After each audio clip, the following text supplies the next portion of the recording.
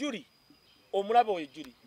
byakola ne gyasula omanyi mu America oba Bulaya teweyita bweyisi mugagga nga bano simumanyize bannange kati kankubulire njagala obuuza omuntu yenna nti omugagga Juli zawedde Boston yani ne gyasula yasula yekka gyasula ne Lwakana Lugunda si gyasula sagala ojubise bantu wano omanyi nyumba gyasulamu yasenemeka yali akusampolinze anti nedda si kunsampolinga nze byenjogera abantu amu benjogerako tebamala kumpa ssente siyogera nko naye mwogerako kubanga I feel proud Munnayuganda okubanga wasula tewali wadde mu Africa asulawo mpulira essanyu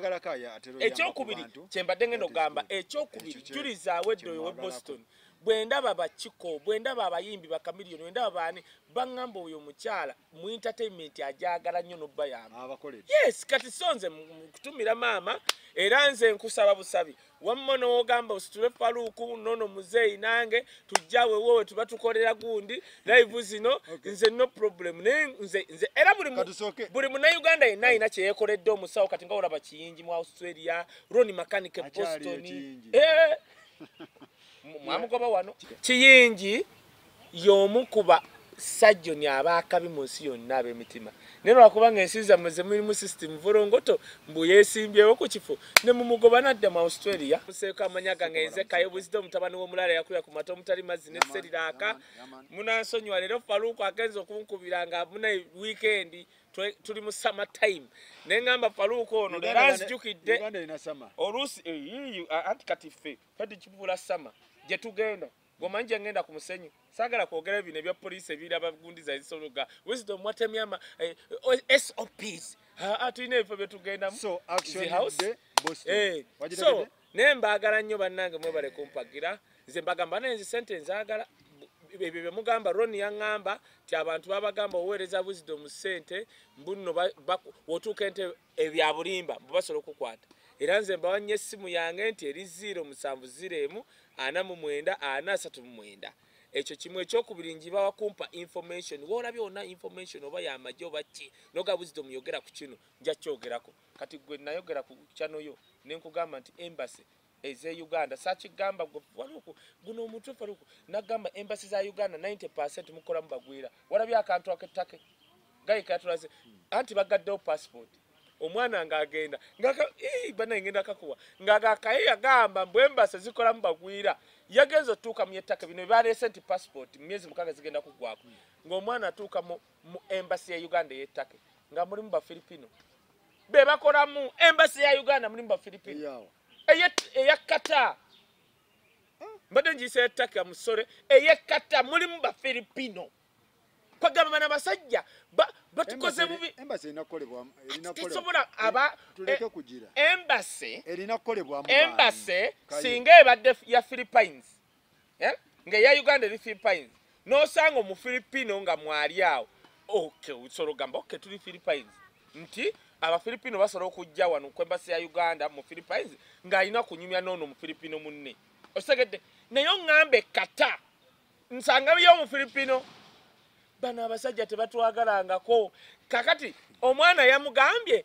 nyabo nyamba nzize passport yange ndi ku contract myaka egi sisobola kuva wano kata kudda Uganda kulinyunga passport yange waliwo omuntu gwensobola okwogera naye muna Uganda ambuulire kuba bagaye emyezi mukaaga gwako ng'omufilipino manyi kyamugamba yamuwadde kipapula namuga agenda osoma ekyo ojja kudda nkuyambe oyo omufilipino anyambe ki eno gavumenti ekigendo gikola obi mu byafaayo era nkugamba Faluku quote my words bano bali mu government bagenda kudda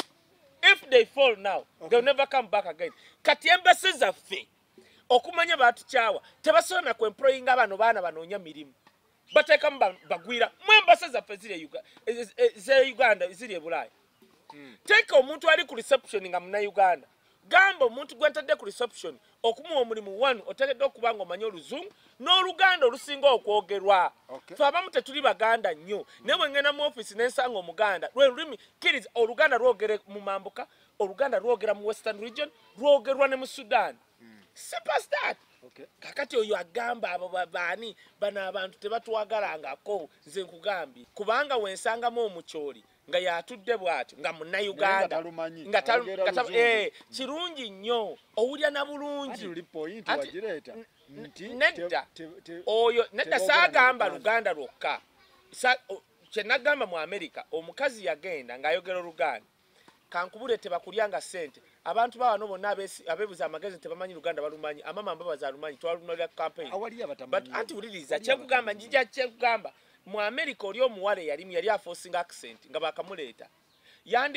kyokka ekyewuunyisa era oli yagamba yamunnyonnyola byamunnyonnyola naye ng'amweragirako tekyali kya Luganda ng'amunnyonnyola naye ng'atudde wali yeeraga ye problemu yange kyeki kye nagamba ne mu Belgium nti yalimu ati yali mu China nga yatwala empapula z'Ebungereza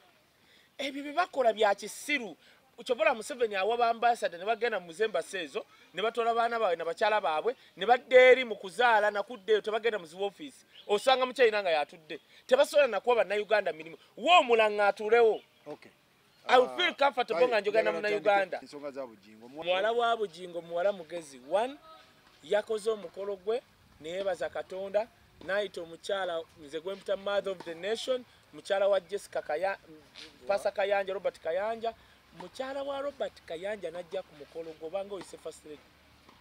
oyo akuwa future aba Kayanja ne mukyala we najja bwati ku mukolo akuwa future kati oyo omwana kitegeeza kiringa okomparinga toyize enkoma ku flushing toilet naawe nkubulidde Kayanja woba ogeza toyi bani akulimbye gwe kati kyogamba sekandirangwa yomukuba seeka aba bulijjo Kayanja ye woba oleeta toyi ye flushing toilet gyotuulako n'osoma n'amawulire nga mulimu akawoowo zile sigadde enkoma naye toleeta nkoma kati soko gradinga ani kaliba kuba kati obamanya abasumba Kayanja atula ku round table anti nkubuulira atula ku round table ya President Museveni va ku bino teyitanga nako mu magezi Uganda ku economy n'ejja ne direction Kayanja Pasa Kayanja wagamba Katonda ngambye owulirizanga Kayanja ye gundi wabo owuliriza kyenkugamba mugundi waabwe anti ngamba mubasumba ani kaliba menya bangi gambye tuli ku Pasa Kayanja wobanga oyogera wano bapasita abo balaba Kayanja pasa kyasinga Kayanja omulaba asinga akantu alina n'amaanyi Kayanja Jackson Senyongo oyo Jackson alina akaina Jackson yagenda okufuuka pasita nga miliyoniya mpulira tasasula bakozi anti ebyo kalakita kyenkugambye sobola okubanga nga kalakita ye tawonanga eyo naye akaina Jackson okufuuka pasita yali miliyoniya Jackson yasooka okuleeta ebyuma Lucky Dube yajja e Uganda ne baleeta ebyuma okuva e Kenya Bujinga ali mu namba uliriza ne baleeta ebyuma anti waliwo abafunye ssente ku mulembe guno nga tezibasobola zinnyonnyolera ng'era gavumenti oluvaako bagenda nazo kaakati Jackson oyo mulaba Lucky Dube waleeta ebyuma n'abuuza egyo mizindaalo ki ne bagimulagira gyali yagenda mu America n'agitikka mu Uganda wano wawulirako omusajja gwe bayita Balabye Ekkubo egyo gyakuba Balabye Ekkubo yajjanga awe bwayise n'ateekawo emizindaalo nga woba emaganja ogiwulira yo Jackson nga tannafuuka pasita kati by'okusalira abakozi kaye njagala abantu babulira actually Kayanja nambe kati nongenda nakugamba Jackson Senyonga byonna Katonda gwawadde omukisa Jackson oyo mulaba Jackson asinga Kayanja kugambye wuliriza byange Jackson Senyonga mutunuulire booti omute kugambye Kayanja namba 2 kati abalaba enja okuleeta tobamanyi okay Gary Skinner namba 3 otegedde actually no Jackson Senyonga number 1 Gary Skinner number 2 Gary Skinner number 2 wachachi uyo watoto church number 2 kati wotira Jackson Senyonga olaba tamanyo oyo watoto tasinga Jackson jangu twale kololo watoto ngamunene kukambi Jackson yafuka oyo Gary Skinner ajano yatandika mlancha wali ku speak mukambwe uliriza nga buli anjiri nga Jackson miliyoniya Jackson teyafuuka mugagga nga pastor yali mugagga nga tannafuuka pastor kubu lwakwa Jackson teyeraga nebine bya mutasasula bakozi bimukola bipyala ebyo na Jackson wagamba nti agenze Kongo kuba crusade ate bambyo gamba nti mugagga ne muyedini Jackson kati Jackson mbasumba abatuufu wano ng'akutta akazindaalo n'omuleetera sabo eri yawo Jackson amanyi nti yesimba mwono kakande So oleta Kanungereza Jackson Senyonga number 1, Gary Skinner number 2, Kayanja number 3. No. Linako. Number 3 nyo Kayanja ngenda muongereza. Jackson number 1, Gary Skinner number 2, number 3 mmanyi Kakande. Kuchi. Sente. Ebyadde. Sibya mwoyo bino. Kati tuli kubya sente. Katuli ku Jackson aina sente no mwoyo kaliba. Chovala Jackson no leta musami ebyeddala. Jackson sinabbi wa bulimba. Jackson akubya banabbi ba bulimba wano bulomuna. Jackson byombi abirina. Byonna alika chovala ba otyanga omuntu alumba abasamize. Nalumba bakakane nasigala nga mulamu for years. Jackson aina ebyo mwoyo nebye sente. Number 2 Watoto Church. Gary Skinner wa Watoto Church. Aina byombi. Byombi. Abigatta. Oyo musajja abigatta byombi. Number 3 Kakandi. Ebyomwoyo bye sibimanyi manyi ekyo kya sente akayina Kakande akayina agula ne Nambole n'omuga agula Nambole. Number 4 Kayanja byombi oba kimu. Kayanja byombi abirina byombi. Omwoyo agulyowa mullo ba ku bino byowulira abasirwa bagamba ebisiyaga omwana yajja mukisa ne yeetonda n'ayogera ng'emyaka giyise nawo. Okay. Number 5 oteeka 1 kati kana number 5 nze nkuwa abango leta yo number 5 jengo kana TV muleme yonna eringa mukyere mbwaleta nakani naye naawe badde ki nkuterewo wali olabyeko TV akanja nge Bugembe ali atya Bugembe mwana muto ali mu namba 29 ate ono wa Kingdom gwe bali abasajja betogedde abano balaba boba mala gozaako omusumba tandika mu 15 bo bali rich damn rich Monda ali mu namba 15 Bujingo omuyiwe wakati kakati Bujingo ali mu namba 12 ate oli wa Aka TV kakati wa Aka TV ali mu namba 9 wa Aka n'ebyomwoyo sibimanyi n'ebya Bujingo bye byomwoyo ennaku zino sibimanyi nze bali bensoso kuwa obamanyi mbamanyi ne Kakande nze namanya Pastor Kakande omulaba yalokera ku Full Gospel Church nga oyo Pastor Kakande kangene kuko ekintu kino mukubi wa gita Teroni namba 9 brother Roni ebyo brother Roni omutunde ono we mutunde bamitani oyo akyali Bujingo Mujingo kankyogere na bulunyo wae Bujingo bamugamba ekintu nagamba agenda kuleta service na bonono kati ebiteri this government weberedde ennungi ojja omanyi Museveni ono n'avaayo ng'amanyi Kaguta ono n'avaayo ng'amanyi Janet ono n'ajja ng'amanyi Muhoozi ne mugwa draw kakati naawe Bujingo problem emutawaanya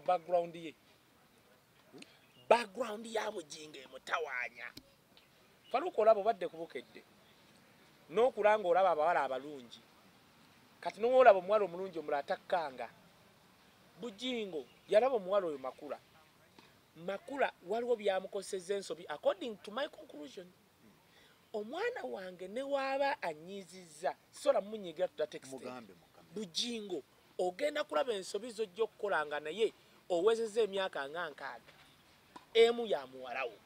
kubanga muwala wa Bujingo batugamba mbu yagaana kusayininga ku ttaka eryo kubanga yaliko mukyala wa Bujingo ne Bujingo ye n'agaana osayininga transfer kyekyabaako obuzibu according to Teddy Bujingo naye omwana yali mutuufu kubanga abaana ye mukulu bano abaana baganda be kubanga ye yalina osalawo yamunyiigira tu Faluku tosiriwalanga ng'ofunye omukazi omulala kakati oyo omusajja wawulyako Abanigeria abateeka mu ccupa ate Faluku bw'obanga owasa towasanga omukazi abadde kibanda ne bakulaga nti naafuuse shekati ng'abadde kibanda ani kibanda mukyala we abadde kibanda naawe kibanda nnyo ng'omukazi abadde kibanda omukazi nze namulabanga ku Victory nga Martin mutabani wa Serwadde yamuyigiriza ebya redi nze saamulabako nga tayambadde empale ng'ayambala bikyeyini ng'abeera akanuda ngero omulaba amaaso gamuli mu ngalo ni Makula buli omu akimanyi Makula abadde kibanda mwe abatamanyi Makula abadde kibanda kati Faluku waggwangamu ku mukyalo ng'abadde kibanda n'atuuka n'okukulagisa nti abaana bo bakyamu nnyo oba tolina kyotugamba kati kye neebaza muwala wa Bujingo yayogedde n'akaaba n'amaziga n'annyonnyola nti okumalako diguli Katonda nnyambi naaba ng'ate ebyataata we tamukuba n'amulekayo. Wabula amagezi gempa Bugingo abakazi tubaagalako bwagazi enkyo ojja kulabayo makulu ow'akabi asinga oyo nga Bugingo nakulabanga ku Victoria ng'otubuulira obufumbo ng'obuulira mu bavubuka ng'otubuulira empeto nyweza empeta naye naddamu okukulaba ng'okuba empeta kubanga olabye makula. Bugingo byonna bikole naye nkubuulira mazima tewabanga omukazi oba omuhabbati oba private party zonna ezikujja ku famire yo naddala abaana bo newaaba oyo omukazi yazaala abaana abo omukazi oyo newaba yazaala abaana abo n'atuuka n'awunga takujjanga ku baana bo kubanga ogwo musaayi kiki yakoze ekikyamu awo kati ebyobusungu yandibiziza emabbali n'agamba omwana omaze diguli jjamu tukolere wano omukolo kale mu Newton Place omanyi nti Bugingo aba kusurprising abantu najja ku mukolo ogwo abantu bye bamunyigidde biri ebyannanka byandibadde bivaawoko. Bugingo comedian Bugingo alina ebintu byakola Bugingo agenda n'abuulira enjiri ng'atudde mu kasana mu nkuba byonna bikola asobola okujja ku mukolo najja ne makula Teddy bagambye asobola okukwata Bugingo najja n'akulaga nti omwana we yajja n'atugamba Bugingo n'avaayo n'annyonnyola n'alaga ssente n'omwana najja n'agamba bannange liri n'essomero. Yes omwana n'ayogera actually omwana yali bulungi si yayogera maama w'omwana n'ayogera kuba omwana abala ebigambo byoyo oyo mwana mugezi yaleka maama ne taata Bugingo agamba aweerera maama we najja n'ayogera n'agamba essomero lirino akawunti yiino omwana wuuno kati Bugingo n'abanga talina kyatu era Teddy Bugingo bwe yajja tunnyonnyola Bugingo teyakomawo tukakasa nti abadde asasula. Yes oba tebamuyita kizibu ne bate bakuyise nze ngamba green ng'atuuka okola omukolo sereeta neleeta ne mugamba green neleeta ne sitayogera Faruku ate maama we alina kyaŋŋamba maama we omwana wange agenda kaleddyeni oba yiye eraga ye baga mwana kati makula golinga nga makula yavuga tewalaba ku Bugingo ffe twalaba Bugingo ng'omwoyo gukirira guti oyo Bugingo ku Victoria naye nalaba Bugingo ng'akuba Serwadda Pastor Serwadda yamuyamba n'amujja mu bunaku Bugingo yavuma Serwadda eyamuyora n'atuuka n'omukubira pasi y'e Bulaaya n'entuna Bugingo bwenti kyova olaba osanga abo abasumba ba Pastor Serwadda nga tebakyayagala kuyamba ffe ba Wisdom. Serwadda yayagala Bugingo n'amwola okuva ku zero mu bunaku Bugingo n'akaya n'agamba nti nze pastor wange gwe mmanyi Gary Skinner nendaba Bugingo yalina omwoyo ng'avuma Kiganda nti mu bwongo bwa Kiganda mwayiikamu obuwunga n'enkwata ku mutwe nga Yesu Kiganda oyo mulaba yakwata ekkanisa n'agireeta mu makati g'ababbi n'abamalaaya Kiganda oyo golaba nga tali n'omu asobola kukkiriza nti ekkanisa esobola okubaawo ng'ekiro bamalaaya mwe basula kubanga kati tebalina bwe basula Kiganda oyo abuulidde enjiri eyo mu kisenyi ewaali bamalaaya n'ababbi kati n'ateekayo ne simanyi rediyo simanyi bitya ne Bugingo gwavuma omuntu kyenja kubanga ebyaddala nze wondeetera Ndirangwa nsobola okugamba Ndirangwa nnyina omwana oli gwe manyi n'oli yakyuka lwa Ndirangwa seeka Ndirangwa wondeetera ono omugenzi Muzaata so okugamba noono mukazi wa Muzaata kati atunda bwati ng'alina isima nti agenda anti labayo kituufu kisobola okuba naye era agenda obbikola n'obyongeramu ng'amaze ofuna makula agenda obbikola Bugingo tandika okukuba empeta n'ebirala nga ozannya n'ozannya abamu nkuba bakola bagamba nga ekintu nga kikyuse nga makula yagoba abakozi ku rediyo agenda obuuze omuntu yenna yali akoze ku Soroti baku bino nze nalaba Bugingo nga omwogera ebintu byakola n'okusaba naye kaakati bannamawulire abamanyi osimba y'enseko be basimba y'enseko mwogere to me Bugingo is a good pastor to me Bugingo si nabbi wa bulimba Bugingo ekimusumbu wa character kubanga Bayibuli egamba eyeegomba ekirabo ky'obulabirizi olina kuba na mukyala ki omu paka mwenna omu okubaako okufa Bugingo si nabbi wa bulimba Bugingo ekimusumbu wa character nti Bugingo bwe yalokoka teyalokoka mumwa omumwa gwe gwasigalako kazambi w'okuvuma kati okuvuma ate Bayibuli tekukkiriza nga oli mulabirizi nga ye ekukkiriza mu ffe ba Wisdom abagoberezi ekyo kimu Bugingo bwe yalokoka yeeta nasumulwa sumulwa bulungi kukyusibwa mpale kubanga tosobola kuba ne makula nga mwekwata ku mbuto mu nnyonyi omwerera nga ukyalina mukazi wo w'empeta karakita ye musumbuwa Bujingo karakita ye musumbuye nnyo kubanga obwenzi bubaawo ne bapasita asobola okwenda n'adimitinga ne Benini yali ayawukanyeko ne mukyala Benini gwe tomumanyi mu Amerika musajja w'amaanyi akola ebyamagero yayawukana ne mukyala we ne baddamu ne babagatta ekyo ky'okwawukana kyangu nnyo naye okikutta otya how do you handle that Bujingo yakikwata bubi karakita ye mbonyabonya era Bujingo yeetaagayo pasita oba sheeka yennyini kati oyo nga sheeka Ndiranga onakwata ku Bujingo asobola muyigira kibayita karakita ayite ku bantu abakulu Bujingo yita ku Bishop Luwalira ow'enna Mirembe Luwalira bali abapasita Bujingo batyo kugambako kubanga olina ssente obawayo ka ssente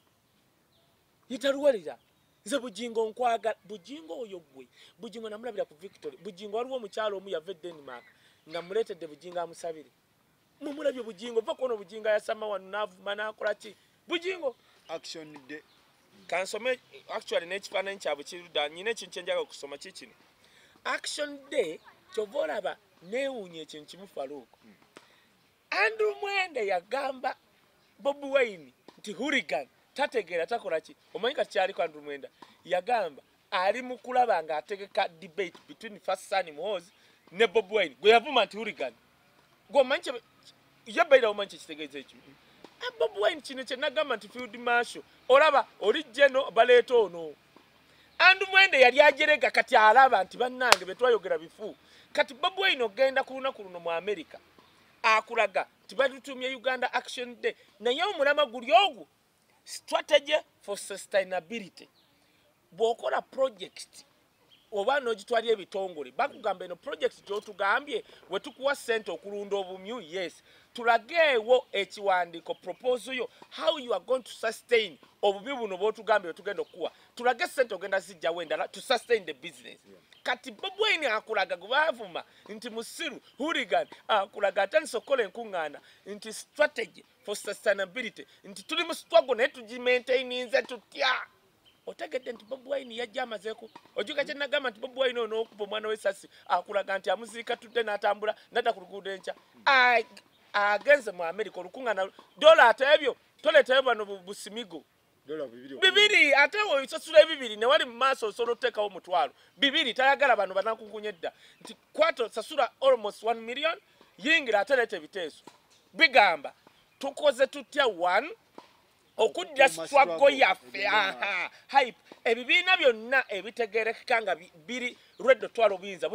bikikola bigenda mu luwummula mu lusirika bakitya lusirika ne baba ne goals ne baba ne value kyova olaba Bobi Wine yakoze ekintu atagaza ab'NRM si mwe muli Todongo atagaba wadde ennusu Todongo omanyi kyakola omulama gw'ekintu anti kakati kakigatte ne kino kyova olaba Bobi Wine yatuuse n'agamba sigenda mu iPod yomanyi kyekitegeeza why yakulaga iPod kyekibiina ekigatta ebibiina ba member of parliament mu parliament kakati n'oba no member ogwo nga Jema nti baakikola Netherland Institute of Democracy baakikola ne baleeta ekintu bayita iPod ne kisooka mu Ghana nawa nga baagala zino ensi ezibaddemu ba dictator atandika okwogera n'ebibiina ebiranga mulina platform emukuŋŋaana ne mwogera kakati President Museveni musajja mugezi akipinga nnyo ba enemy be closer n'amanya gwe oli mwavu ng'enkuwayo miliyoni 10 n'emmotoka ojja sirika gw'oyagala kuzimbiramu n'akanyumba gw'oyagala banabo batwala Bulaaya kyabakola kyova olaba Mao gwe twalabanga Makerere Mao gwe twalabanga tanaafuuka president wa DP si ye Mao kati alina Siranda ali what no very well you know as long as DP even if we remain alone in iPod we shall be there why Siranda talina birowoozo bisukka kuba mu office ya DP awo wagenda ozimbira nnyumba Siranda abadde akola mulimu ki Siranda eyo DP kati bagiziika Kasa Museveni yagamba nti DP this is a good DP why ekiri eritoyiye nupu n'ebiganda ati kati nupu Bobi Wine mugezi Bobi Wine kyova olaba kankubule falo omuntu yenna agenda okuddamu ovuga Uganda tagenda kuba munaku tagenda kuba mukopi tajja kuba musamize kubanga abanaku n'abakopi tubalabyeko balinga vocha kati nupu ye Bobi Wine akulaga nti iPod bwe mukuŋŋaana buti jjukira ssente gyeziri babala nti institute ya Netherland esobola okubanga buli mwaka ebawa biliyoni nga 10 kakati nuupu esobola okubawo ne biliyoni nga 4 otegedde ezo sente nyingi nnyo ku nuupu wabula Bobi Wine akulaga nti tusobola zefiiriza 1 for integrity 2 ojja kujja otuula ne President Museveni takigaana nga olaba muganda weggulu nze nagaana okudda eggulu nga waliyo enkodomali why the issue sigenda tuula na Sale issue ndese value amwe brand otuula ne Sale ne enkodomali kintoolako oba kwanga nze Sale wemba njagala omulaba kati ye issue Bobi Wine akulaga nti bwe ngenda mu iPod nentula ne Museveni bwe mugamba ekintu asobola kikola tasobola Museveni aba ayagala mujje muli banaku abakwatira awo abesimulizeeko ebitoomi ate ye buli obaba mu iPod yasembayo okwogera lumu we yajja n'ayogera gundi Mao yali chairman n'agamba Museveni president tusuubira twagalayo olunaku nga tululabe nga you are transferring power ng'otudde mu mirembe ng'oluwa omuntu we yajja omanyi kyakola I laugh at my friend Mao yalowooza byokyusa obukulembeze bulinga byakulya mmere abamujereze abajoogera eyo kati Bobi Wine alina stature Esther an international artist ng'omuga gwateeka ku CNN nawa ng'omuleetera ebyo omuyita Mao omuyita bamao tugende ku kirala kakati ye Bobi Wine akulaga kati Bobi Wine agenda kulaga kankifunzike bwenti nti agenda akola enkuŋŋaana mu nsi yonna tugenda kumala emyaka egyo kubanga kulonda okuddako kugenda kufuga ebintu biri kugenda kufugwa ssente ne propaganda kati uli NRM yebadde ne bapropagandist kyovola Eddie Mezaya ajja ku zi TV n'agula airtime wadde akaana kamuyiridde amata n'atandika okwogera bw'ati Lumbuye bannange yeyeewamba can you imagine ngoyo Eddie Mezaya addamu agamba mbu mbadde bloga myaka 2 the issue si kuba bloga myaka 2 the issue byoyogera bisasemye oba biwaliko how can you be in Sweden no gamba musajja gwe nani njagala na kiko kikulu nawe oludde nnyo obubeera wa nga njagala kunnyonnyola abantu nti lumbuye okuwambibwako yali jjane ya makomera aga abasoko mukwata yali police ne bamuteeka mu komera ya police ne bamujjawo ne bamutwala ekkomera linanye barracks Eddie Mezaya tokimanyi nti no yakubira ono omukazi gwakomba amanyuma nti no ntwala mu NRM tokimanyi tomanyi ono omukazi w'amabeere wa NRM tomanyi bu audio nawe faluku gomanyi walimu okuyingiza Kai Wisdom woleeta Kai Wisdom zana political social analyst siri bano be NRM bakopi tetwajja kwogerera nti tunoonya we tusula otegedde kyengamba kakati kyenkugamba tosobola kuba bloga kale neisima wadde kale tasobola ekyo kyogera mbu yeewambye naye nga labayo mwaddanku nyingi yatuwa kyetwandiise bakitawate mu Luganda olugendo how was this guy arrested 1 yakwatibwa n'atwala mu kkomera eryasooka erya poliisi 2 ne bamuteeka mu kkomera eddala erinanye barracks n'erinnya baliteekawo lya kitake ko byafuluma dda nga lya milita olaba nga military y'emakindi nga erinanye barracks omanya akodi akaaliwo nga bamanyi nti Uganda we tukkaanya ffenna tumuteeka wali mu military barracks ne tumulinyisa helicopter paka Uganda kamalirize wanti eryokusatu lindako ate njidde musajjawo eryokusatu ne bamuteeka mu immigration detention center lyalimu amakomera aga yambalazeeko nze baali bansibiddeko mu Lindera South Africa kubadde okimanyi mu immigration detention center tokkirizibwa kuba muntu kifaananyi tokkirizibwa nze bansanga omuzungu weekend nantunda bwati nambuuza obeerawa kunze mbeera wali Port View n'avaamu ne munne n'anteekako empingo yanneetondera mu buwandiike yaŋŋamba ye bukyabeera poliisi mu Rudport yali talabanko plot number gye namugamba nkubeerako omuddugavu nanneetondera mu buwandiike ng'akizudde nga baleese kaadi zange kati manyi kye bayita immigration detention center kuba nali ngibaddemu kati nkugamba ondeetera nankabo kati bakubirayo bifaananyi twali ku NBS neŋŋamba kafuko ŋŋenda bateekerawo ssente gundi tali Uganda nze nali okubanga security yandi bubi nga ebintu byalumbuye neŋŋamba bannayuganda 95% ali wano 5 ali nga nkitegeera genda obuuze Tamale Junior naŋŋamba kaye lumbuye wesitamulaba nkya Uganda ŋŋenda bivaku ne mugamba watomedde genda obuuze bonna bakafuko lwakubanga nze naleka 5% nga nkimanyi wonna agamba bannayuganda tali wano security yandi bubi nga baŋŋamba va ku byalumbuye genda obuuze blogo bagenda ku gundi yange zonna ze nakola ezalumbuye ngamba gatali Uganda nagamba olyemu oyo gwe wakikuba ne mugaato oyingiza Buganda mu nsonga zalumbuye katikira ali take gavumenti eyagala abaana buli asusa abaana babiri kati bulirize ebyo kati nga nawe osobola bikola eyabireeseyo omukyala mukwano gwange minisita wa gender yasooka n'aleeta ekintu n'agamba temuddamu okukyalira ensiko birwaza kati ng'agamba temuddamu okukyalira ensiko mu western peace mutuuzo ne mulumba namuyisaamu eggaali ne mugamba teri mu western atakyalira nsiko ebyo bireetedde baganda obwana abawala abaganda basigale nga bonna wogenda towulira na ssanyu kati ebyo omanyi kati mukankubule Faruku mu abaganda bagenda bafuga financially babafuge n'endowooza yammwe n'abasiru baboogereremu kati oŋŋamba otyo omukazi azadde abaana abasukka abataano ajja ŋŋambe nti nno nze wenzaala abasukka mu babiri mbumpe omusolo kwano gavumenti egenda eri mugamba nti bannange ŋŋenze baleke ebyo boogere ebyekisiru nga kiyitawa gwomanyi gavumenti kati abo abakulu bonna gwomanyi abaana be balina mpaayo omuntu oba minisita oba mukulembeze wano ng'alina abaana babiri balina abaana nankani bikutiya by'abaana basiriwala gwe baagala Uganda esigalemu bo abagagga ero baleetedde mmwe baavu obamanyi abakulembeze bawana abane mukazi we waka ng'alina abakazi abiri emabbali and that is okay nze nkimanyi kiri okay because tuli mu African culture yes kati ebyo bagamba mu abaavu ekyo pisa asola kiyisaawo olaba n'ekyokukyalira ensiko teyatawaana oyo tujja muyisaamu n'enviiri aziggyeko ku mutwe omuntu leka azaale baki eryo etteeka lijjira mu abantu ba mu central one ate when I talk about abantu bo mu central sigamba baganda bokka nti kubuulidde bali bakimanyi nti omunyankole omulugwala omuki akulidde wano oba azaaliddwe wano mu central automatically ne wabanga muntu wengulu abamuwa wano they pay allegiance to the kingdom of Buganda baagala mwe mukendeere ng'eri bo gw'omanyi eri ewaffe mwankole njagala Faruku nkutwala ewaffe erwengo nga tuyise wasuna tukirye eri wansi abasajja bali eri mu nkoola buli wagenda asindika kaana dirwa n'ogendayo mugambe nti olina abaana 10 ebyo babireetedde mmwe mube bagezi zaala mwana wo ng'osobola mweweererera zaala babireetedde mmwe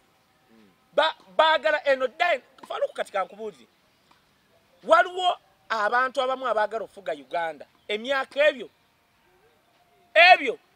ono president aliko baagala afuga emyaka aga eri Bunyoro Kitala dynasty kuba gwe tokimanyi kati nze nkikubuulira bamwagazaaga wabeera wakikwatamu awo gwe baagala oleeta mu nsonda kyovula Katonda yatuyamba waliwo option bakuba na option ezibaddewo basemwogere option eriwo yemagere zonna campus ziraga magere luli babadde tugoberera bugoberezi kati bana batandise okukola Uganda Day simanya bitya yabadde South Africa ali gundi bitya ogenda kulaba ojja kulaba Bobi Wine ng'ali na Russia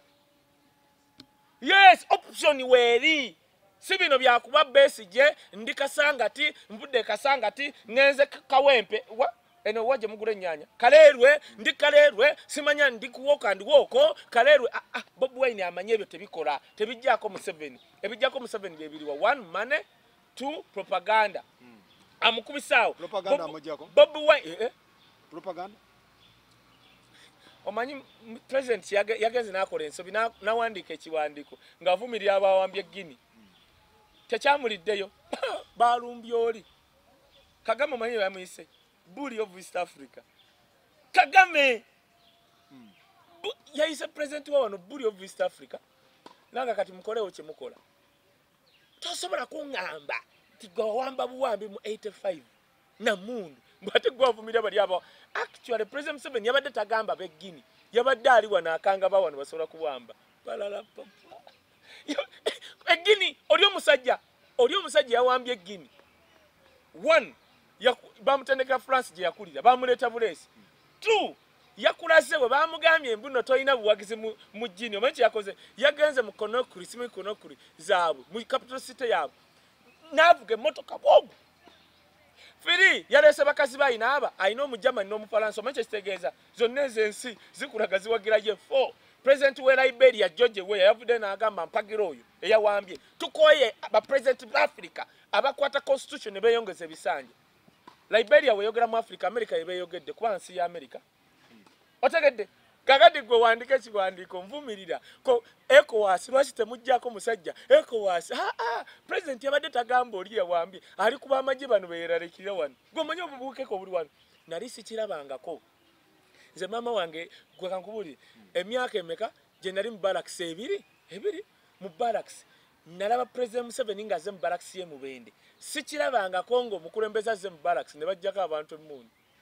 gwigenda yo kati no tewalabe ekifaananyi kye bakuba mu New Vision nga ne komanda gwe tulina baasi bajjako bikyalinga luli President Museveni yabadde tagamba beggini kubanga tebituuka nayo oli omusajja ali kubira yayise ba minisita atalabike wano aba yeegobye oba aba ku prison bonna bazze nga badduka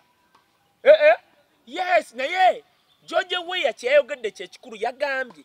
nze mpagira omusajja oyo buli mukulembeze wa Africa akyusa constitution gye yagirako mulabe wa Africa chovolaba ate ogikyusiza oyo musajja omanyi kyabadde akola abadde afuuse dictator Gini Nsinjavu bonna tebalina kigenda mu maaso asiiba mu nnyonyi kugenda France kulya ssente bali awo tetubitegeera kati nga olaba nepotism ali wano ne corruption tugende ku Nabbanja Daily Monitor yakubyemu Nabbanja n'akuba ne Tayebwa chief whip WNRM chief whip aba chief whip mu parliament naye yali wafudisi tevola waliwo ebibiina ebimu byotondeetera nga they branches of NRM nupu eryokange Katonda yaddamu sala Uganda ku kuleeta nupu kubanga totwalina option anti NRM emu eri n'endala eri eneefuga nga babafuga aba ng'olowooza olina opposition nga weeri kati waliwo gwe batembeeta mbu mu 2026 mbu yesimbe ku Bobi Wine bagenda mukuba ebitama asukka mmeya wa wano baleeta abantu basatu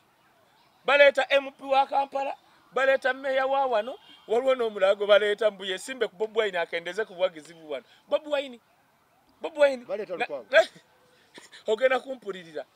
Lukwago okuli wano mu central it was the effort of Bobi Wine yagenda n'agaana okuwaka million card ng'ayagala Lukwago ayitemu oyo Bobi Wine mugezi nawe ono omukazi gwe tumanyi 2026 baleeta Lukwago mbu baagala kuleeta Lukwago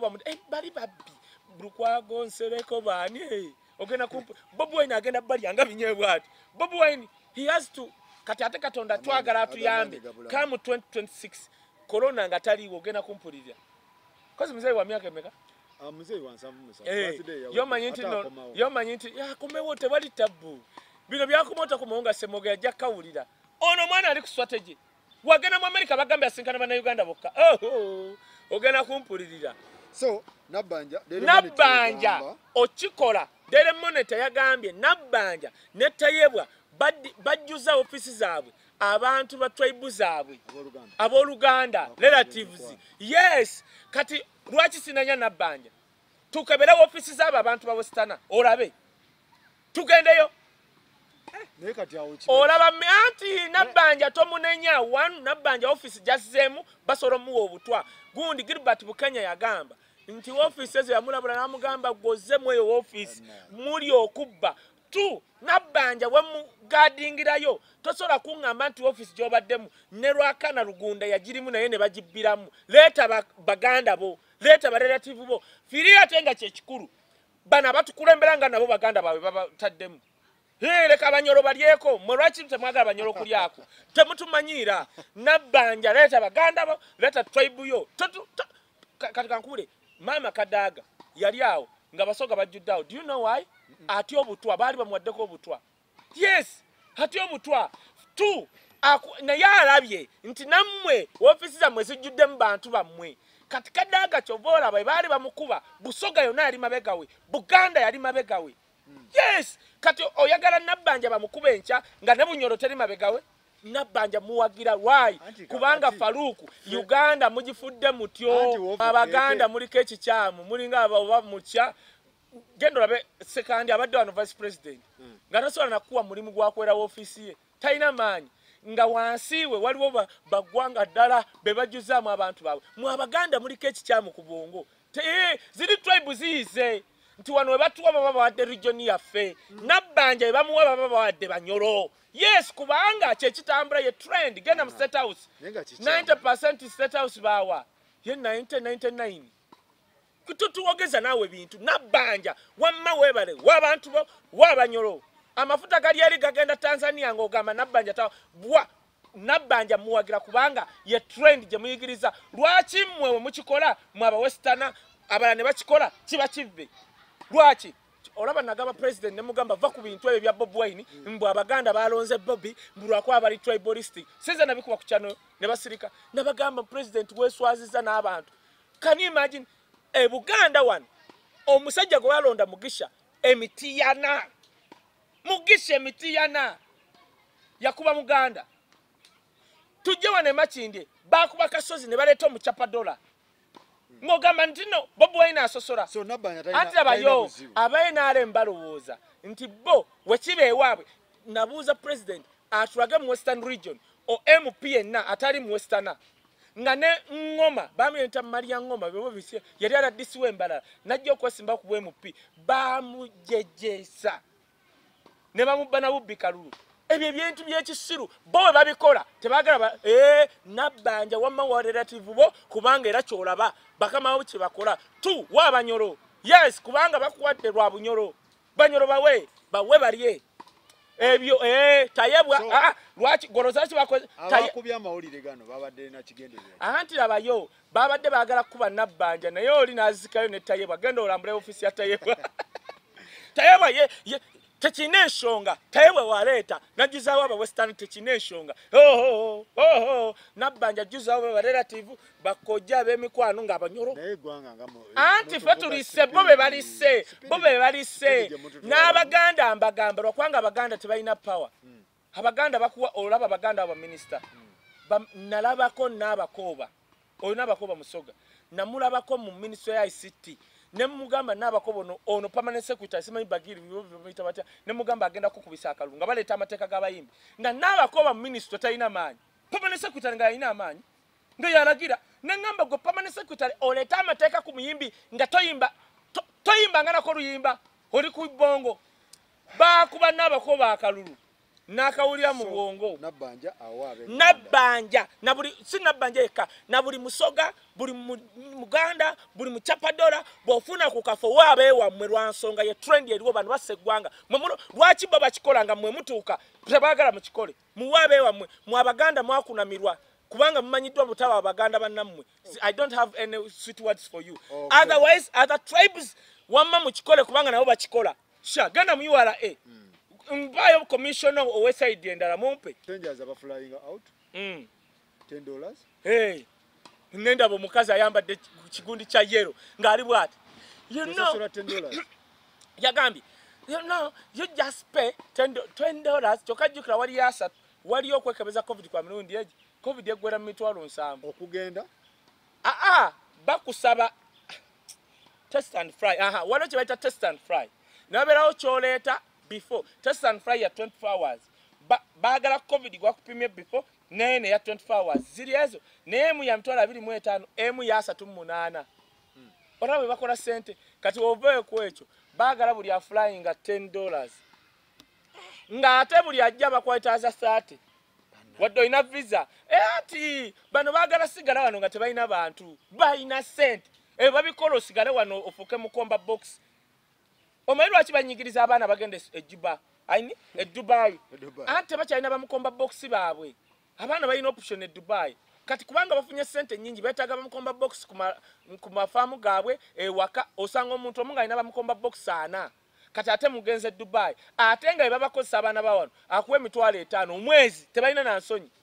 kati babikola ebyo byonna bagenda bireeta n'emisolo mingi nnyo gigana okufuluma Uganda why bakwaita agosigale wano ng'oli mu kopi oli munaku ng'obakolera kubanga beetaaga abalunda ente zaabwe n'ebiringa ebyo wachuura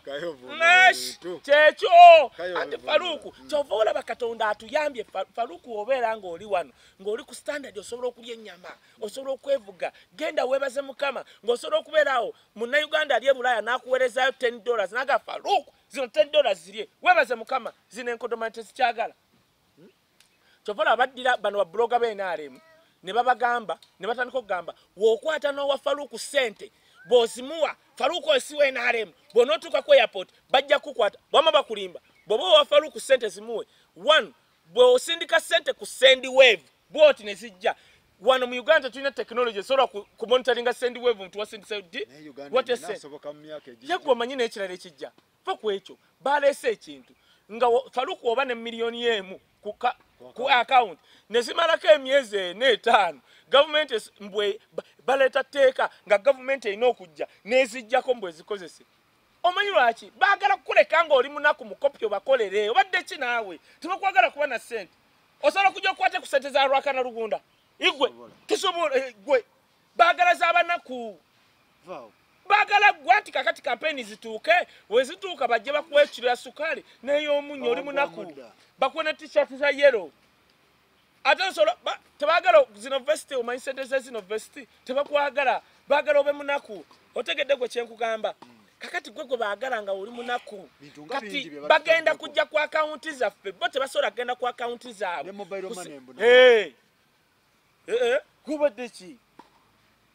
ekindeeta wano Faruku kugamba bannayuganda ekyo kimu I come here to analyze sijja wano kubogoka no to analyze first of all bannamawulire your job is to inform to educate to entertain inform I get the information to educate nenji kunnyonnyola lwaki government ereese okujja ssente zotadde ku account esigaze kyenkunyonnyola tibaagala mube baavu kubanga bebaagala okufuga baavu to entertain kyekino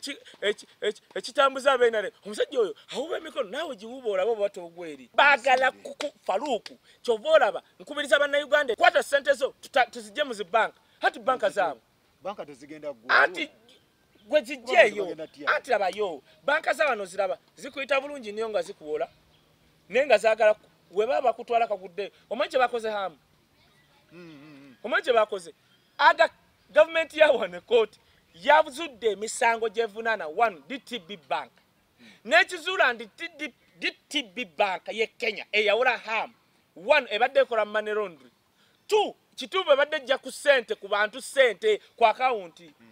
Firi bino byala byakabalaza byebadde ekola bikoze ne bawandikira agakani nga bamwetaga mu kooti ne CEO wa bintu bye ne baani omanyi kyabaddewo nga gye misango gye gimu hamu Kigundu gye yawaaba ng'agamba bannange DTB bank ebba bannayuganda ne bank endala fena tuvayo okuwagira hamu Kigundu lwa kintu eki tiwe babbidde omugagga hamu ate ffe gwokimanyi Faruku banka esobola okubanga buli week bakubako siringi 3 naye nga gwe tokimanyi kati hamu bamuba in the period of 9 years or 10 billion 10 kati bulire ekyabaddewo kakati bagenda okulaba nga emisa kubanga gavumenti yagizudde nga gye bafuna n'agakaani ne DTB banka ye ekyabadde yabadde muntu ogwo DPP na droppinga charges ezagakaani omanyi kyekitegeeza kati kankubule Faruku kyabadde kituzizaamu essuubi ti hamu Kigundu bye yawaabira bituufu kubanga n'abantu abamu abaali balowooza nti hamu yeekoza baga kituufu wamma government kubanga gavumenti weegenda ozuulira ebyo eba erina proof bagidropinze omuntu ogwo DPP newuliriza njagala okugumya bannayuganda ne bahamu newagiriba emyaka 10 abo abantu balisesema ssente zaffe katola omusango ogwo hamu gwe yawaabira eno gavumenti neweeri gusala bwetyo nga weeyagala gavumenti eriddako ogenda kumpulirira kigenda kubanga kizimbe kyono omusajja gubajjeko ekizimbe simba mannyo tujja era munnayuganda woowulirira nga etteekero liyiseeyo kwata ssente 1 genda oliteeke mu ttaka liteeke mu kusimba emiti liteeke mu kuzimba obuyumba bw'abapangisa sirika gula $1 tugenda kuddamu okugula obuveera nga tuzika ssente zaffe ate bajjajjaffe Faruku taata wange yali mutaka gwoŋŋambe nti teyetali mugagga yavanga eri amawoko tajje Kampala ku bank nga tewali bank ng'oliyo posta batereka batya ssente zaabwe nawulidde mbu n'essale takooye bantu waliwo ekika ky'abantu be yakooye n'agoba mwe muli Bebekulu mwe muli Bafiina Balima bonna abo nze nga njagala okulaba ssale ngambula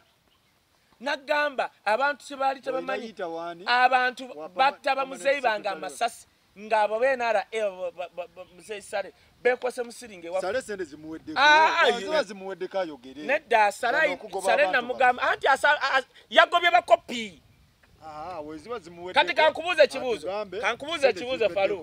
Faruku nze nga nkwata ekkubo nga ngenda eggulu okulaba Sale nga RPC anyimiriza me wisdom even I don't know that RPC who is RPC to me labayo yagobye abantu abakopi lwaki Faruku ffe twagendangayo musaba ne tumunyonyera engeri gy'atereza mu industry lwaki teyatugoba one twali twesasula zi hoteri twavuganga mmotoka zaffe bano abazze bagenda ne banywa bbiya bendedde eri bali mu zi hoteri anti Sale n'agamba kiki kino kati lwaki Sale ffe twalinga naye tetwali mugugu nga bano migugu bano banyunyusi nagamba eno government Faruku tugikoledde genda olabe wali Yugatuni ne nze nasasula emitwalo 9 ejja Misa Semakula gyali abanja ku mmere nakyo nkyogedde mukirage Sale oba kyekiriyo si kituufu I paid 900,000 ng'emmere gye balidde nga tulokinga Yugatuni tebagisasudde with my money nalinga nzeke wa mzee Sale mugamba nti nziza sente zange bwali nsasula yo ne mzee Jeno Sale mzee wange yabereetera twamugambanga amagezi gali wano n'agamba anga bano ababisaati abagala okubba bamugamba aba wisdom sibe bagezi bokka ne bamuleetera ye yabyereetera bamugambye nti Uganda yonna buli muntu mugezi fe twakola I worked with 6 people for 4 years okutereza industry bwe bajja even the email is there abokero bagifunako bwe bajja ogiraba bwe bajjeyo kati yabayimbi nze baganga ndasula mu muzigo ne bangambye nti abali eggulu bali mu kulwanyisa UPRS waliwo omusajja ali ku National Theatre ayagala kutandikawo Correcting Society endala kubba Genocide tabiraba abakolera Genocide abagezi mwatu tusigala eno tabawadde nusu ababbi ne bajja yamanyi ye yabesembereza ababbi ye yabesembereza zongo kati nzo ngamba wisdom kale njagala atekemo linnya wisdom toddange nzo gende eggulu mbanga agenze Southern Sudan I'm born here okunjja mu ddwaliro nali mu ngatto wuliriza okunjja mu ddwaliro nali mu ngatto ofulume nakaso nali mu ngatto yakoye bamusi bonna asobola okukowa ragadi asobola okukowa omukyala wa trade union Anita Serwaji nkuletirani abo kubanga bateke bakoya agobyezo anti wuliriza anti betegedde bakomye na ndoza yagobye bonna betegedde atenkera yero lwakumeka kulwokunanga ragadi yaliyo nga chairman wa National Cultural Forum ne executive yenga bali munyo bemanyi ate nakugambye damanyi yagalanga ddemu banyiige bemanyi babo kati wetwata kubuulidde fe twatandika okuyamba ku Genocide at industry nga ali kapeeka lwaki takera ba Edikenzo abo baani lwaki teyakera n'awandiika ekiwandiiko nti mbagobye why Edikenzo can drive his car n'agenda n'amugamba ssebo industry eri bweti so is Gundi Lutalo Daudi Lutalo so is those people naye ababbi we bajja naye n'abagumiikiriza kabamubbi nizosobola okuwandika kale tekamu erinnya lyange mbanja bavuma kye bali bankoledde Gasiya njagala kale I challenge anti ono kyaliwo wekiwatu esaga munyingira nnyo njagala abeggulu bateekemu nti kaye wisdom tukugobye eggulu olabe njabakole ngwe nsolo baanika bwenti ne babula ne gye bagenda abali nze nali ntudde ku butogo obwo mbundi awo njibwagala nnyo babambazaddeyo n'abaana nabadde n'omuwala yabaddeyo olubuto n'ensekanse bafunye embuto babayimbi bafunisiza abaana waliwo n'abalala abe bafunisiza embuto abaana abagezi abagenze eggulu kyovula basindi bagezi tomukwata nako abasindi era kyali kigenda kunnuma nnyo Jeff Chiwa okuddira Shiba mbw agenda ggulu mba kusanga Jeff Chiwa mbakute oba Roger ng'akutte Spasidana oba Misachi ebyo byembwa no basobola okugendayo naye okugenda mu luwaye lw'abasiru ebyo Gundi UG concert yabaaki babbi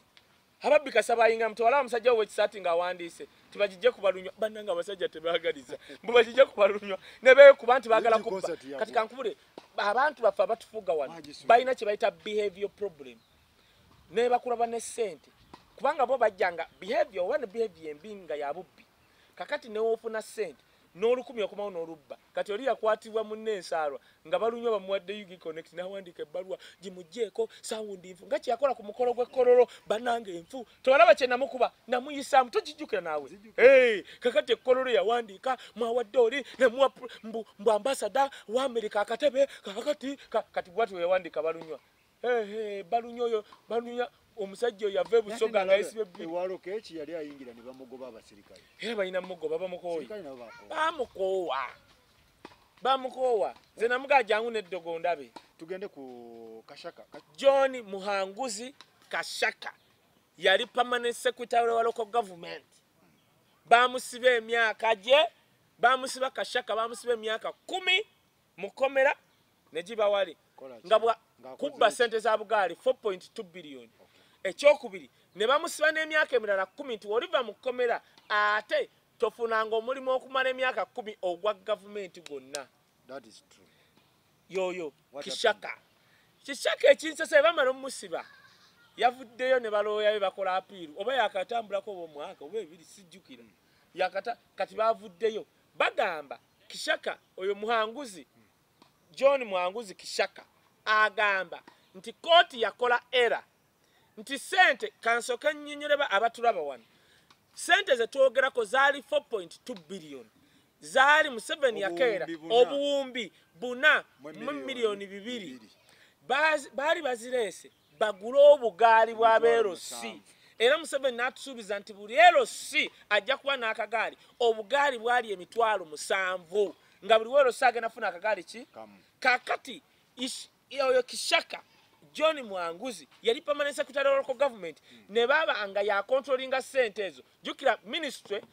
Museveni wayogera ministry of finance wa Bank of Uganda tegenda negula ebyo bintu bakolagana ne line ministry chechi ti president Museveni wagamba ngenda zimba wane eddwaliro bwakera nalagira Bank of Uganda ozimba we eddwaliro Bank of Uganda efuna line ministry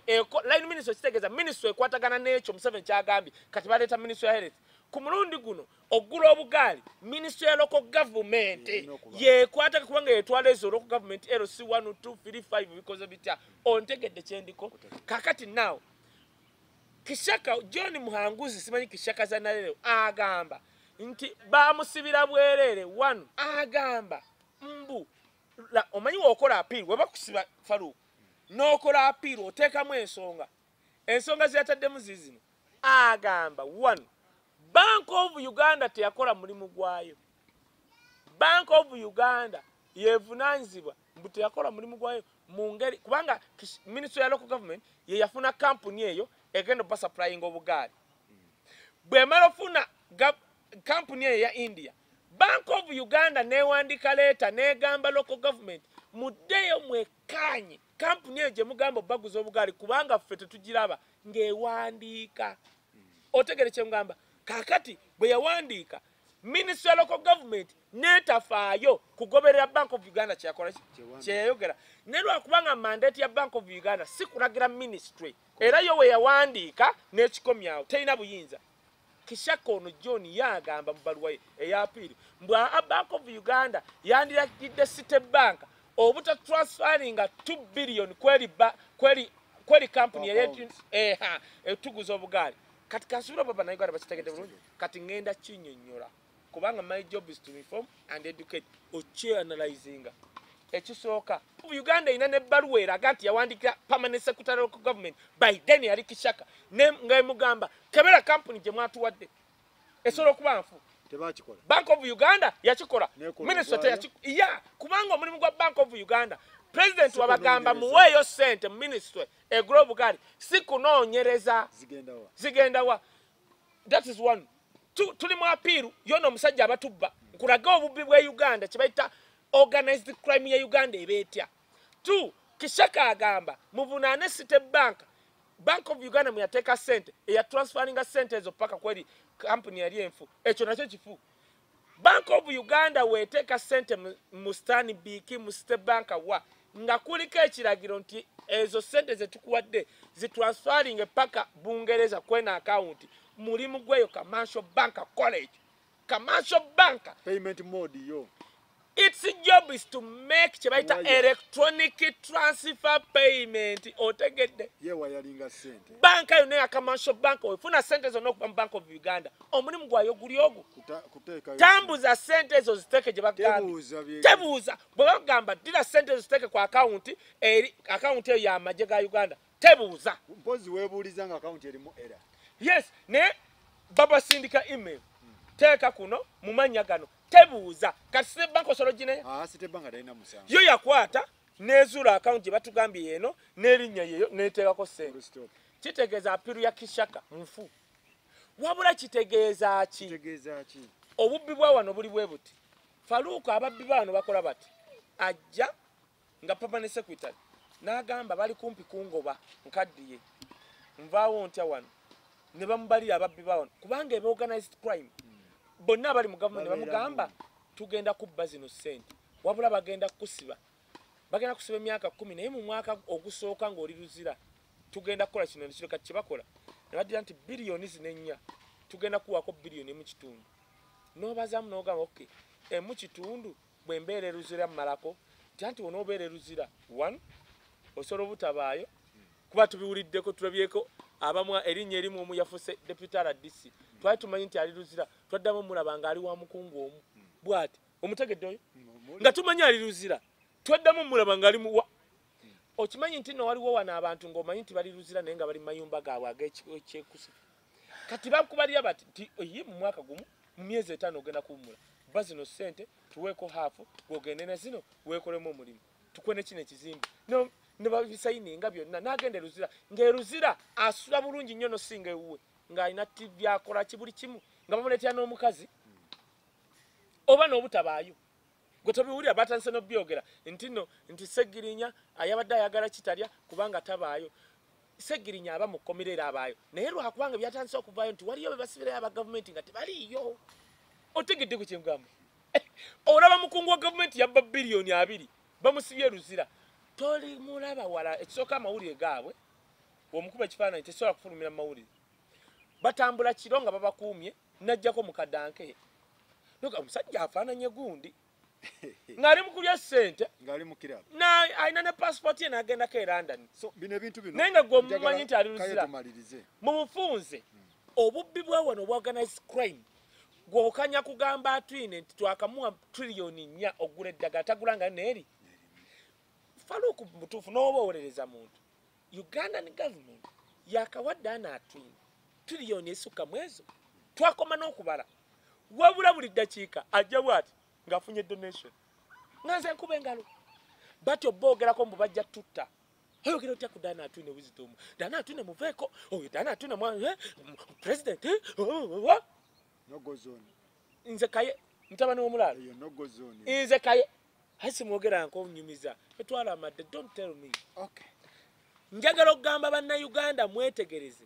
engeri gye babbamu ssente zammwe yeeyo engeri endala gye babbamu ssente zaabwe ogimanyi actually nekino kankyogere lwaki tunoonya permanent secretary wa ministry mu gavumenti ya Museveni basobola okuwa minisita ng'omulaba muganda oba mukyoli naye nga nayini buyinza ye permanent secretary ministry eyo be balina obuyinza be bagaba emirimu be bagaba ssente teziri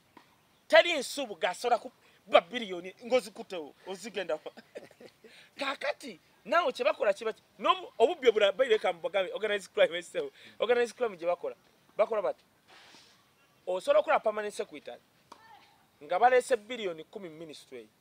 ng'alina ozigaba first quarter of financial year katugambe mu January kale katugeze omuntu akitegeere n'atazibawa mu abavubuka katugeze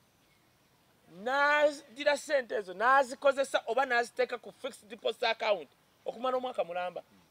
ssente ezo biliyoni 10 nga ziri ku fixed deposit account zisobola mukola biliyoni namba n'amala n'azibawa nga financial year eggwako kye bayita organized crime nali mpaana nnyo John nagenda tajja kunyiiga si John nagenda John Nasaasira yalinga minisita wa wax nga buli mwaka azzaayo ssente z'atakosezza kuzimba nguudo nga bannayuganda bakaayana baganayo omusajja ono enguudo embi mu Uganda ozzaayo otya ssente omanyi kye yakolanga baddira ssente ezo ne baziteeka ku fixed deposit account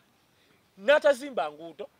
n'akeera omwaka kubanga etteeka ligamba minisitule eyo tugiwa biliyoni 10 naye tezikozesa ssente ezo zizzaayo mu consolidated fund kati yaddira biliyoni 10 n'aziteeka ku fixed deposit account biliyoni 10 mu mwaka gumu ne zimukola biliyoni ngaaga amagoba kubanga fixed deposit tegeeza zitaddeyo n'obagamba sigenda zijjayo paka mwaka mulamba kati bwazizzaayo